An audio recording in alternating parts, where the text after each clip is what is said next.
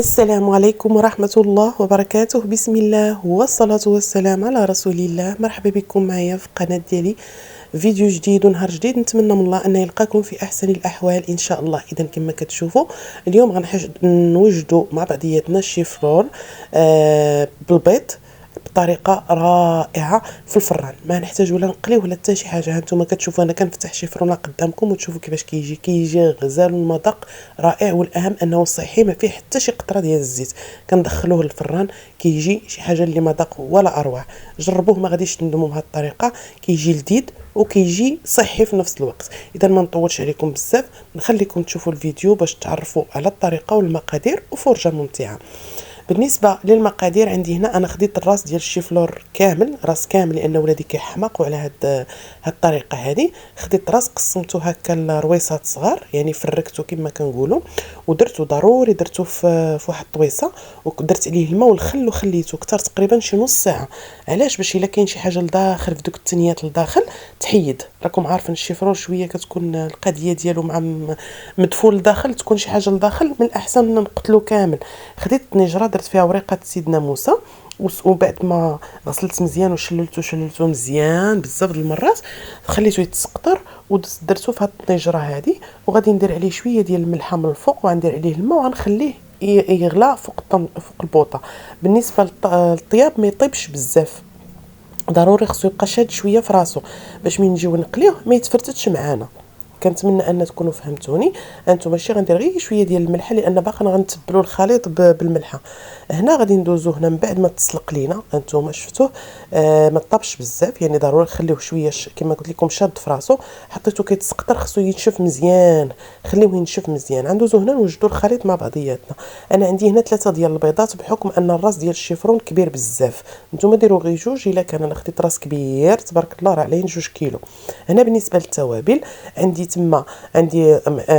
القزبر حبوب معلقه صغيره، عندي التحميره معلقه صغيره، عندي الكمون نص معلقه، عندي الثومه بودر. كيجي حسن الا ما كانش ديروا الثومه محكوكه، بحال يعني نفس الدور.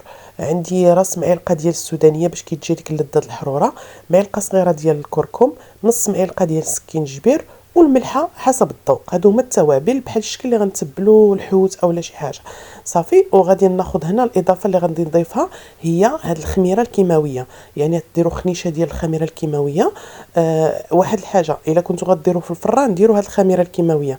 ما كنتوش غديروا في الفران تقليو في الزيت بلا ما تحتاجوا ديروها، وممكن تستغناو عليها. هي غير كتجيبوا هكا، كتجي هذيك ديك الطبقه اللي من فوق الشيفرون كتجي شويه بحال كتجي، ما عرفتش كيفاش نوصف، كيجي بحال البيني، بحال الطريقه ديال البينيه تماما. كما قلت لكم كنتو غتقليو في الزيت بلا ما تحتاجوا ديروها. في الفران ديروها، ما بغيتوش ديروها اصلا ما ديروهاش، ماشي مشكل. صافي هنا كنضيف دوك البيضات كما كتشوفوا. انا كما قلت لكم درت 3، لان عندي راه تبارك الله كبير داك الراس ديال الشيفرون. صافي غنحاول انني نخدموه مزيان، ضروري تخدموه مزيان باش ينسجم لكم دوك التوابل مع هذاك البيض. صافي كنخدمو مزيان حتى كينسجم ليا. الا ما تخدمش لكم، خدموا المولينيكس اولا داك البغا ميكسور، داك الطراب اليدوي. هنا غنضيف الدقيق حسب الخليط، بحال الشكل اللي غنديروا القوام اللي كنديروا المعقوده، اولا القوام ديال هذا الخليط يكون بحال شكل البغرير. ضروري يكون شاد في راسو، ثقيل شويه، ما يكونش خفيف، باش يغطي لنا هذيك الطبقه ديال الشيفرون. انا راه ضفت الخميره الكيماويه، ضفت معلقه صغيره، هذوك راه غير صغيورين، هذوك ديال اللي كنحركوا بهم القهوه. المهم صافي، وغنحاول انني نخلط مزيان حتى يولي عندي داك الخليط بحال الشكل ديال البغرير اولا الشكل اللي كنديروا فيه معقوده تماما نفس القوام. كنأكد ونعاود ما يكونش جاري، لان الا كان جاري ودرتو فيه ديك الشيفرون غادي ينزل عليه وغيبقى الشيفرون عريان. فهمتوني؟ كنتمنى ان تكونوا فهمتوني. صافي غادي نخدم مزيان هاد الطريقه. في هاد الاثناء راني مشعله الفران يسخن على درجه 200 درجه، يعني دايره اقصى درجه. غنشعل عليه من الفوق ومن التحت، لان عندنا الشيفرون طايب، خصنا غير ديك الطبقه اللي من الفوق تجينا مقرمشه. هنا انا عندي هذاك اللي كنرشوا به الزيت، درت الورق الطبخ في الصينيه ورشيت به. الا ما كانش عندكم غتاخذوا الزويته دهنوها في ديك الكاغيط اولا في الصينيه مباشره، وغتبداو كتغطسوا هذاك الشيفرون. انا نوريكم الطريقه. ضروري خصو يتلبس مزيان كامل باش يجينا بحال المعقوده اولا بحال البيني، نفس الطريقه تماما، كيجي نفس الشكل. صافي هنا كناخذوا داك الرويس ديال الشيفرون وكنغطسوه وكنبقاو كنكبوه. ما تحاولوا تبقاوش تحركوه هكا فهمتي، تبقاو تقلبوه صافي. هنا كيف ما شفتوا هانتوما شفتوا يعني انا ما كنحركش الشيفرونه، الرويزه الشيفرون ما كنحركوش، كنهز ديك المعلقه وكنبقى نكب فوق منه داك الخليط باش كنبقى محافظه على الشكل ديالو، ما كيبقاش يتفرست ليا ولا يتقطع. صافي كنسقطرو مزيان هكا، كنهز ديك فرشيطه وكنسقطرو مزيان وكننزلو مباشره فوق الطاوه اللي غتدخل الفران. ولا كنتو غتقليوه راه مباشره من هذيك الطويصه اللي فيها الخليط كتكبوه نيشان مباشره في الزيت، كتنزلوه في الزيت وتبقاو تقلبوه، يعني ما كتبقاوش تستفوا في الطاوه، مباشره من الطحين والبيض للزيت، يعني نفس الطريقه. صافي هنا نتوما شفتوا كنعاود عاوتاني نهز وحده اخرى، كنبدا كنكب عليها، كنخلي الشيفرونه بلاصتها ما تنحركهاش، وكنبقى كنكب عليها هذاك الخليط.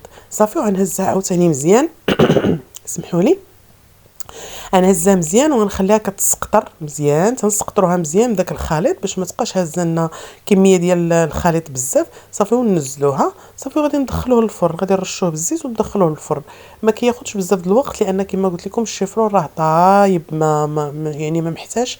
صافي هانتوما شفتوا من بعد ما كملتو غناخذ عاوتاني ديك القريعه ديال الزيت وغنرش عليها. نتوما كما قلت لكم ما كانش عندكم غتاخذوا غير الشيته ديال البيض اللي كندهنوا بها البيض وغتدهنوا به من الفوق واحد الرشيشه وصافي باش كيجي شويه مقرمش.